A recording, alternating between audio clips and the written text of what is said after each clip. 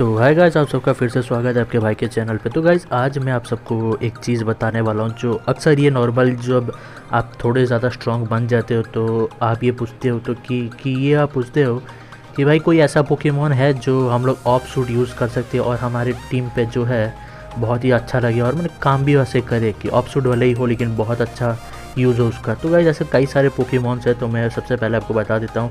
आपको सबसे पहला पोकेमॉन जो मिल जाता है जो किसी भी सूट में एडजस्ट हो सकता है वो है मोबाइल।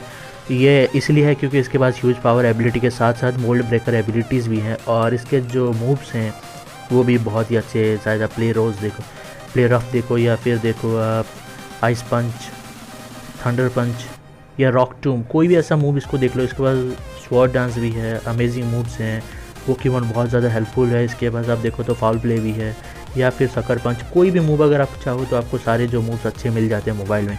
तो नेक्स्ट जो पोकेमॉन है जो आप दूसरे किसी भी सूट में यूज़ कर सकते हो वो है सलगैलियो। तो ये इसीलिए है क्योंकि इसके इस पोकेमॉन के पास जो है सलगैलियो एक्स में बोलो, वाई बिल्कुल नहीं ऐड करना है आपको किसी भी टीम में क्योंकि वाइड जो है थोड़ा वीक है। एक्स के पास जो कहा जाए डिफेंस अगर आपसे सैंडबैग वगैरह या फिर जो फीटर्स वगैरह से आप इंक्रीज़ कर देते हो तो ये बहुत ही अच्छा एक आपका मतलब समझ जाओ कि एक वॉल जैसा खड़ा हो जाएगा आपकी टीम के अगेंस्ट। आपके जो अगेंस्ट है उसके अगेंस्ट एक वॉल जैसा खड़ा हो जाएगा। लाइट स्क्रीन, रिफ्लेक्ट, या फिर आप इसे इन्फिनिट एनर्जी दे दो या फिर दे दो बल्क अप या फिर कुछ भी ऐसे मूव दे दो जो ये बिल्कुल आप पे पूरा टीम पर ये खड़ा उतरेगा। आपके जितना भी आपको इस पर विश्वास होगा ये बिल्कुल आपको विश्वास टूटने नहीं देगा। ये पोकेमॉन बहुत ही अच्छा है। अनवर एबिलिटी के साथ तो इसको रोकना बहुत ही ज़्यादा प्रॉब्लम हो जाता है। ओपोनेंट जो होते हैं बहुत ज़्यादा तंग होते हैं इस पोकेमॉन से, तो और ये पोकेमॉन कोई भी टीम में एडजस्ट हो सकता है। उसके बाद जो आता है गाइस वेनोसॉर आता है। ये इसलिए आता है क्योंकि डार्क क्राई यूज़र्स आजकल गेम में बहुत ज़्यादा बढ़ गए हैं और उनके अगेंस्ट में आपको कोई ऐसा पोकेमॉन चाहिए जो उनको थोड़ी देर के लिए रोक सके या फिर उनको जो डार्क क्राई को उसको यूज़लेस बना सके। सिर्फ डार्क क्राई नहीं, आप स्वाम्फर्ड अगर देखो तो स्वाम्फर्ड भी बहुत ज़्यादा आजकल यूज़ करने लगे। हर कोई एक दूसरे की टीम कॉपी करने में लगा है, किसी को नया चीज़ नहीं चाहिए, तो कई लोग ये वेनोसॉर भी यूज़ कर रहे हैं। तो ऑब्वियसली स्वाम्फर्ड के खिलाफ तो ज़्यादा यूज़ आएगा भी नहीं, एक आइस पंच और वेनोसॉर का काम ख़त्म। पर ज़्यादातर स्वाम्फर्ड यूज़र आइस पंच यूज़ नहीं करते तो ये काम आ भी जाता है। पर डार्क क्राई यूज़र्स के अगेंस्ट तो ये बहुत ही ज़्यादा काम आता है। या फिर आप देख लो कोई भी और पोकेमॉन, चाहे वो गेंगार के अगेंस्ट भी काम आता है। आपको बस गेंगार का स्पीड कम करना है, उसके बाद आपको वो रिसीड यूज़ कर लेना है और आराम से आप पोकेमॉन बदल सकोगे। गेंगार का जो शैडो टैग है वो काम नहीं करेगा। तो नेक्स्ट जो पोकेमॉन आता है किसी भी सूट में एडजस्ट कर सकते हो आप, वो होता है ऑब्वियसली गेंगार आता है। तो गेंगार कईयों को पसंद नहीं है तो बता दूँ ये बहुत यूज़फुल पोकेमॉन है।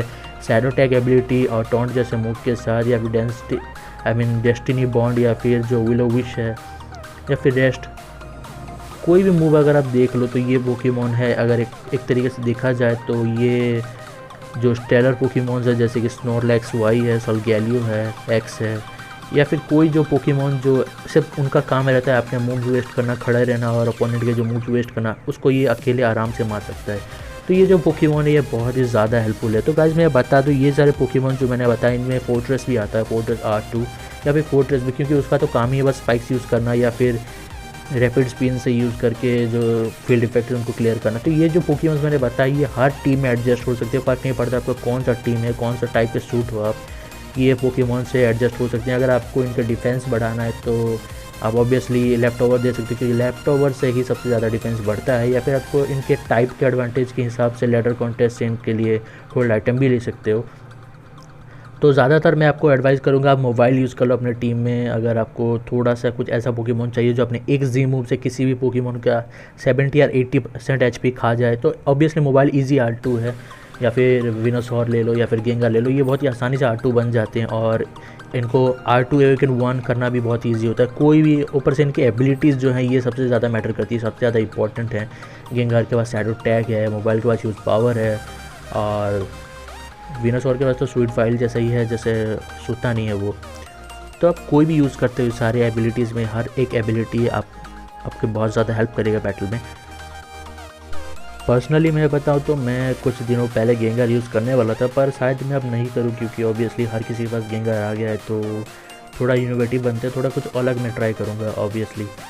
तो अगर अगर लगता है कि आपको इनमें से कोई भी पोकेमॉन आपकी टीम में काम आ सकता है उसको तुरंत बना लो, अपने टीम में ऐड कर लो क्योंकि ये जो पोकेमॉन्स हैं ये बहुत ज़्यादा हेल्पफुल होते हैं बैटल में। खासकर जब बैटल अगेंस्ट में किसी के रहते हो तो एक पोकेमॉन एटलीस्ट आपके टीम में ऑफ सूट अगर होता भी है तो चलता है, ज़्यादा प्रॉब्लम नहीं होता है आपको।